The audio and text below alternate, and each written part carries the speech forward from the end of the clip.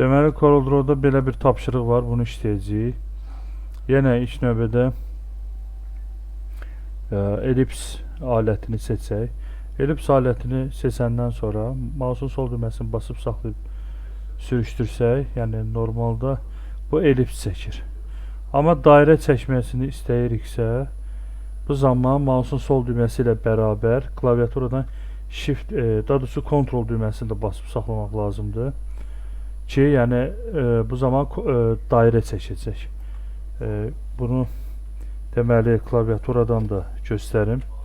Yəni Ctrl, yəni birinci mouse'un sol düyməsini basıb saxlayırsınız, sonra Ctrl düyməsini basıb saxlayırsınız.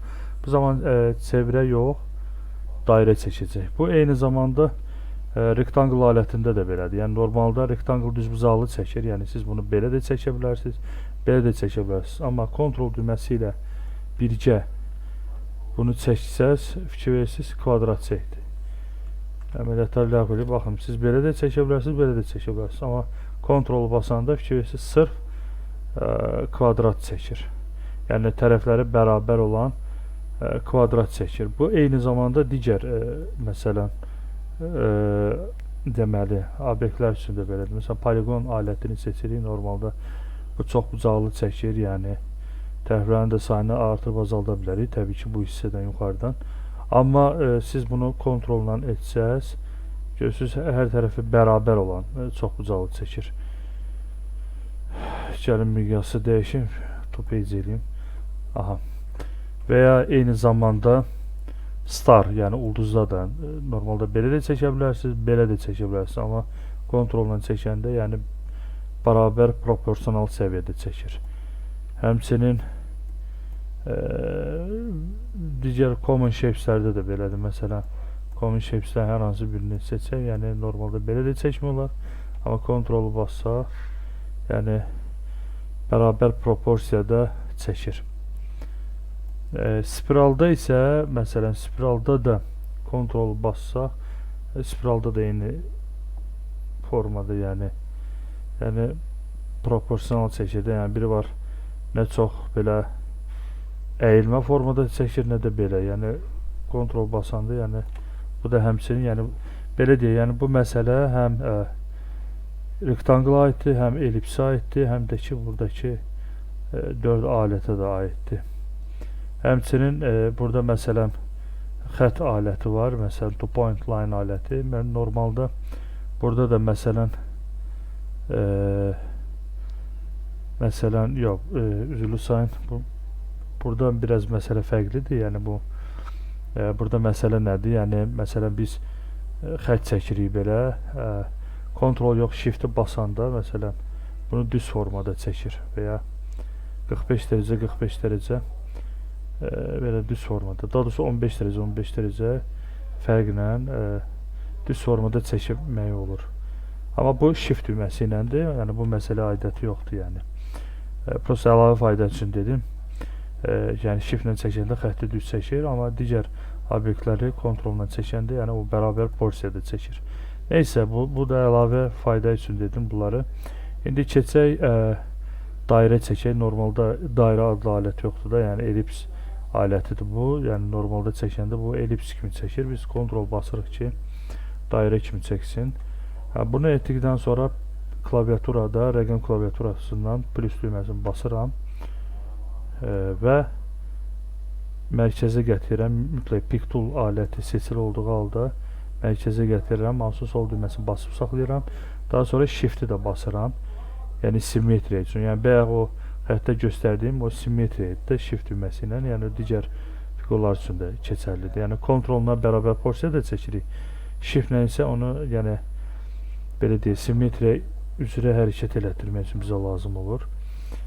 Məsələn, bu məsafədə saxlayıram və seçili olduğu halda, yəni boş hissəyə vurmadan Ctrl D-ni basıram dərhal və nəticədə eyni məsafədə kopyaladı. Və bundan sonra bunların üçündə seçirəm ya da indi eləmirəm, istədim qruplaşdırım, amma ehtiyac yoxdur buna. Bunun üçünü də seçirəm. Yəni klaviaturadan plus düyməsini basıram, mouse'un sol düyməsini basıb saxlayıb çəkirəm aşağı. Təbii ki, shift'i basmalıyam ki, bərabər proporsionda getsin və buraxandan sonra dərhal Ctrl D-ni basıram ki, belə deyək, eyni məsafədə, yəni vertikal olaraq, şaquli olaraq kopyası əlavə olunsun. Və bunların hamısını seçirəm. Mouse'un sol düyməsini basıb saxlayıb qruplaşdırıram və klaviaturadan P düyməsini basanda səhifənin mərkəzində əks olunur. Qeyd edim ki, bu plus düyməsi rəqəm klaviaturasında olan plus düyməsidir. Və bundan sonra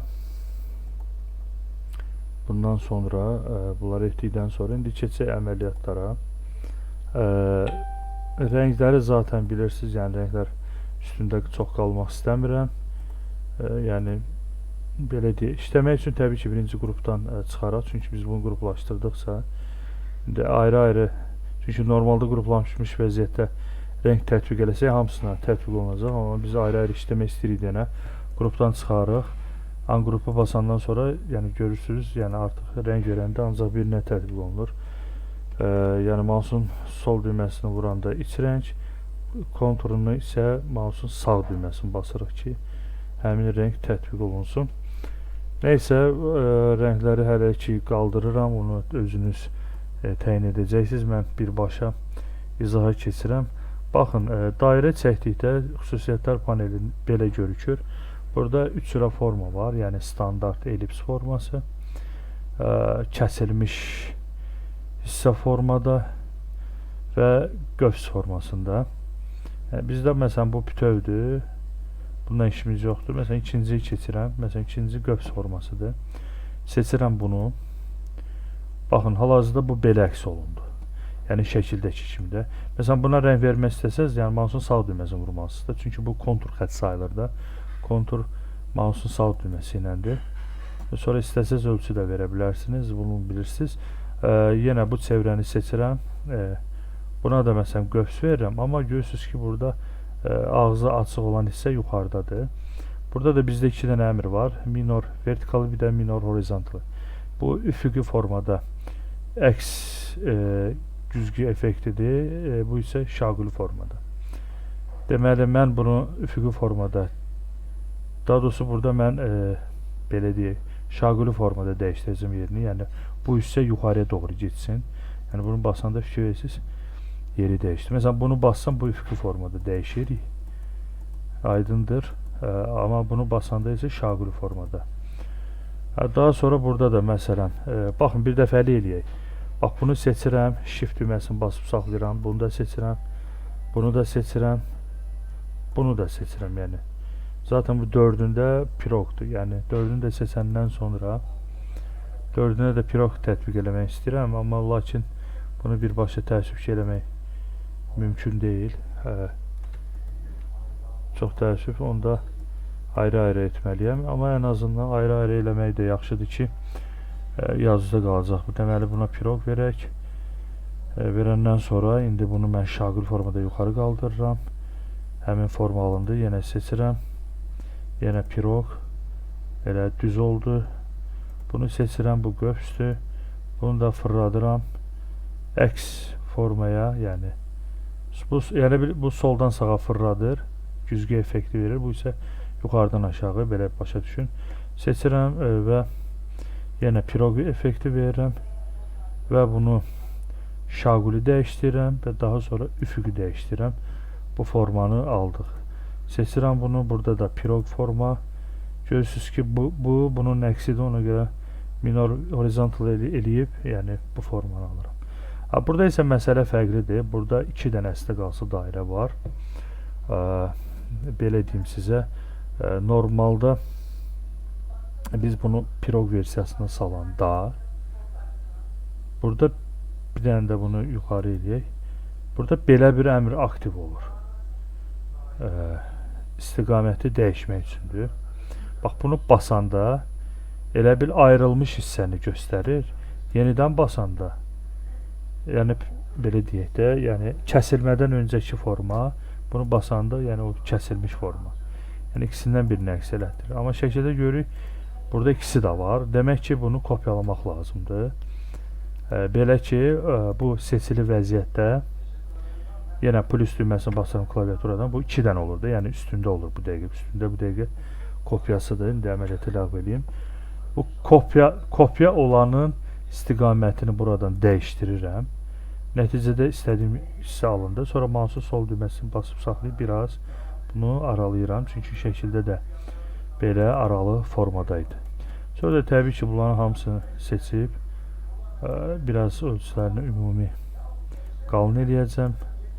Təxminən də özünüz qoyacaqsınız. Bir də rənglərini də təbii ki, özünüz girib təyin eləyəcəksiniz də. Hətta bunu belə eləyək. Bunu gətirək, bura qoyaq, ən yaxşısı öz yerinə. Və boş hissəyə vururam. Daha belə istəyirəm dəqiq olsun da. Burada deməli, belə bir əmr var. Nudge distance. Məsələn, bunu götürək, məsələn 1 eləyək, misal 0.5 eləyək, məsələn üstə bir dəqiq vururam. Klaviaturada idarə edici düymələr var, sol, sağ, yuxarı, aşağı. Məsələn, sağ ox düyməsini basıram, 1, 2, 3, məsəl üçün. Sonra yuxarı oxu basıram, 1, 2, 3. Yəni bunun, yəni bir dəfə, 3 dəfə sağla elədim, 0.5 ölçüsündən də bunu özümlə elə belə verdim, də ola bilər sizdə biraz fərqli olsun bu ölçü. Və yuxarı oxla da 3 dəfə elədim ki, yəni həm buradan, həm də ki aşağıdan, yəni eyni proporsiyada boşluq olsun. Belə bu formada. Sonra da tapşırıq üçün, yəni o rəngləri seçəcəksiniz. Bir daha qeyd edeyim ki, əgər rəngin üzərində mouse'un sol düyməsini basıb saxlasaz, həmin rəngin müxtəlif rəng səlarları da açılır. Buradan da məsələn rəngləri tətbiq edə bilərsiniz. Kontur isə yalnız mouse'un sağ düyməsi ilə də, mouse'un sağ düyməsini də basıb saxlasaq, yəni belə bir şey gəlmir də. Məsələn, kontur rəngi vermək istəyirəm, amma müxtəlif çalarda yenə mouse'un sol düyməsini basıb saxlayıram. Amma buradan rəngi tətbiq edəndə mouse'un sağ düyməsini basıram. Yəni kontura da vermək istəsəz, yenə mouse'un sol düyməsini basıb saxlayırsınız, amma rəngin üzərinə gəlib, yəni açılan siyahıda rəngin üzərinə gəlib, buradan mouse'un sağ düyməsini basırsınız. Bu formada.